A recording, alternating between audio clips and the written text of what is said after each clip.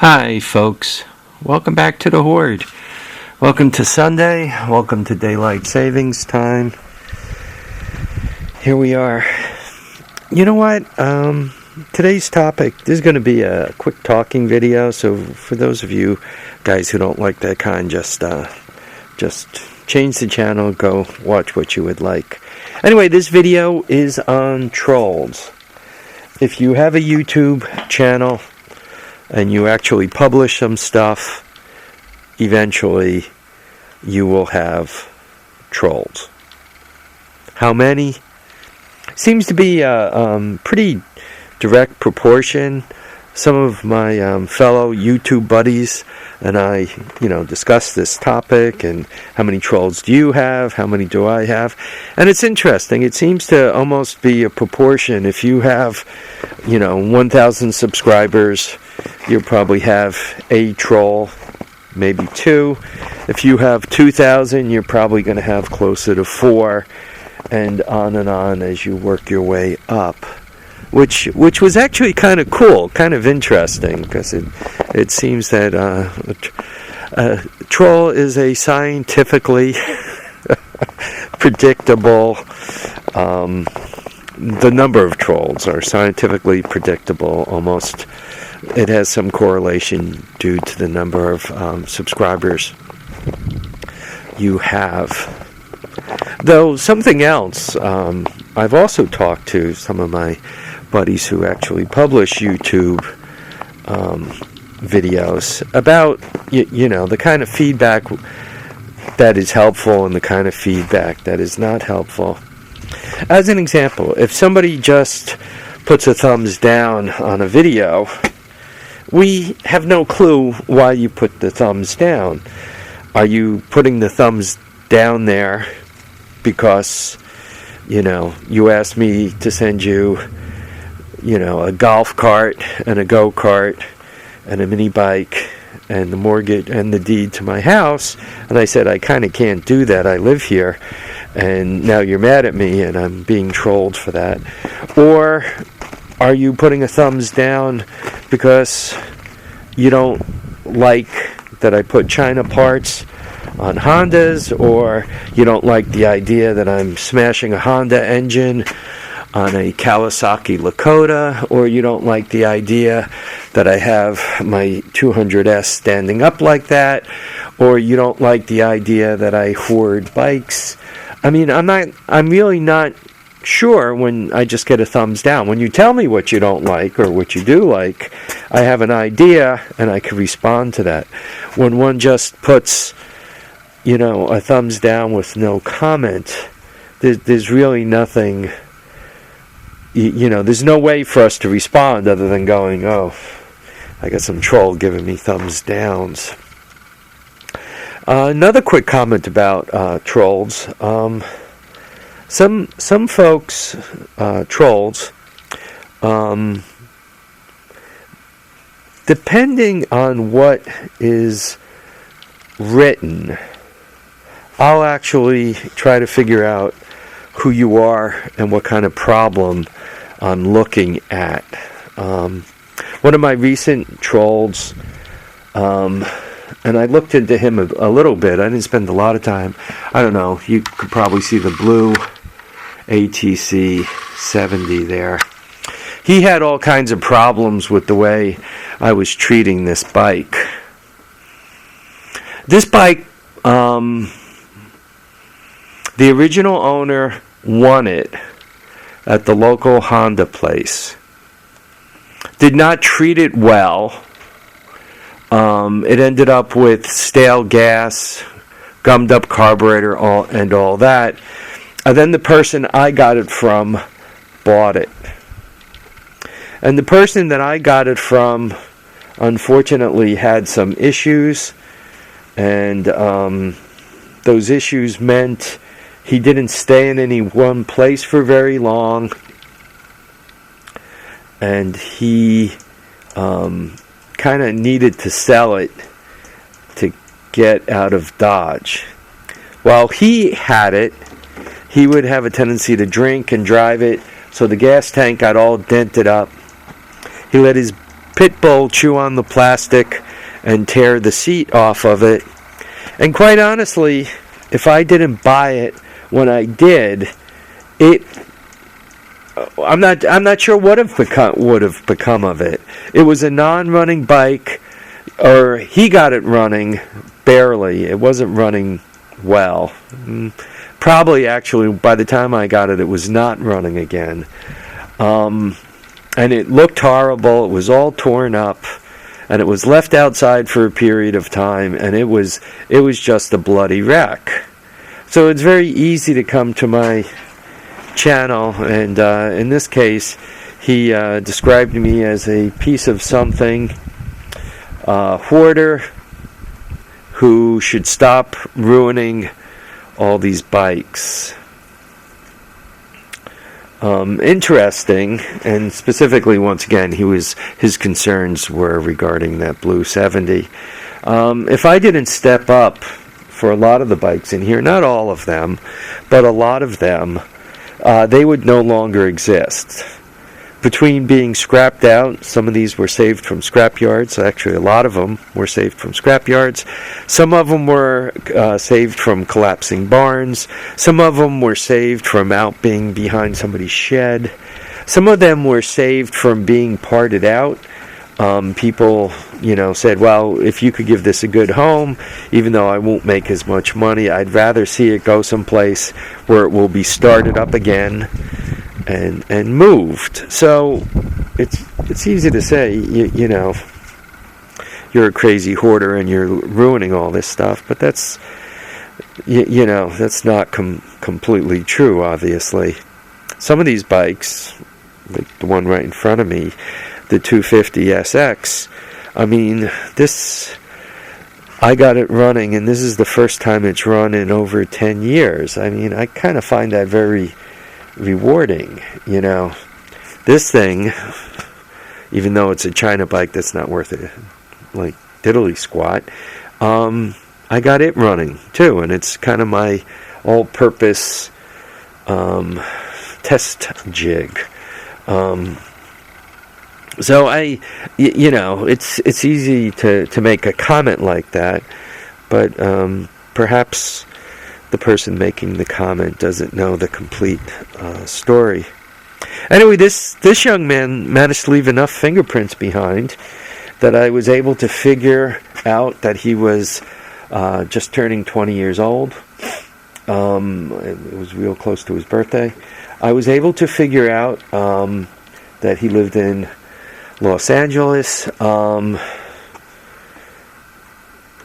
actually I was able to find quite a few of his friends between Twitter and Facebook and all the other fingerprints he left behind. So I'm not very good at really doing a lot of this stuff, and once again, I don't bother unless somebody I view what they say perhaps as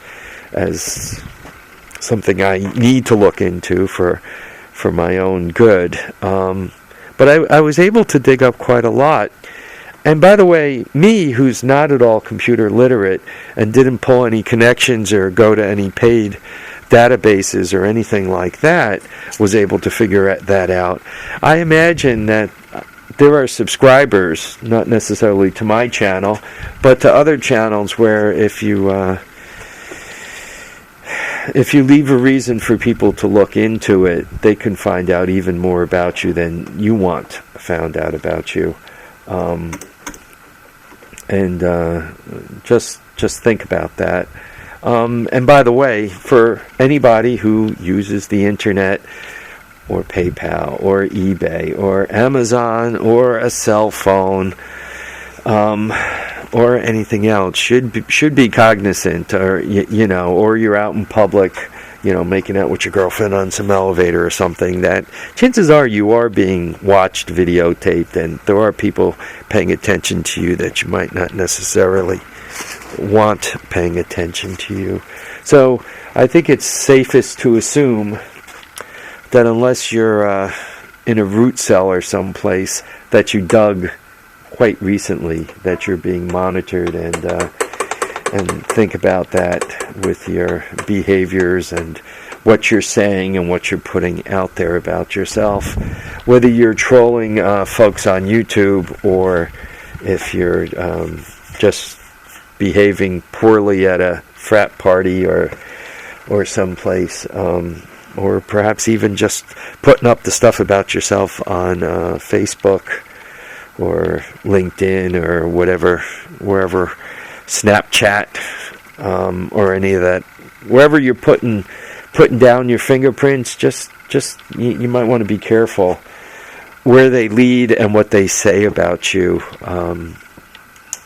And even if you think you're being pretty good about not putting any footprints down, if your buddies are posting videos or your name or comments, images, or even electronic personality type fingerprints, it can be followed back. So whether you're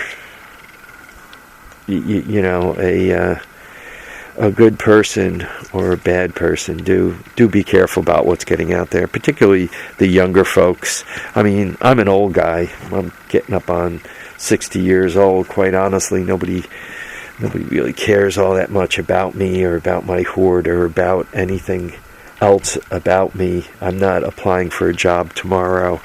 I'm not, going for government clearance or joining the military or trying to get into college or doing any of those fun things. But some of you young people are, so you really kind of want to be careful about what you do and what you say out there. Back to just the comments on trolling. For kind of a consensus for me and everyone I've spoken to, if you have something to say, please say it. I do try to run a channel myself that's family friendly, so I don't get on here and drop too many F-bombs or I'll go as far as crap, but I try to keep the other words down to a minimum. I try to stay away from G-bombs and F-bombs and S-bombs and MF bombs and all the other bombs, right? We try to run a decent channel so folks could watch this with their kids, and I'd appreciate if the commentary is kept that way too, because if some kid is going to my channel to watch it, I really don't want them to read comments that have bad things on there. You're able to state what you want to state in a clever way without making it such that young folks could read it. But better than a thumbs down or a profanity. If you have something to say it in a way. Some folks will say, Dean, I don't want to see, or Harvey, or John, or David, or Bill, or Musty One, I don't want to see walkie-talkie videos. Well, that's cool. I warned you right in the beginning, don't bother watching this video. Some people say, hey, I like your opinions on some of this stuff. I like your thoughts. They view this, there are folks who can't get out and get around and all that. So some folks view this as a little bit of social interaction.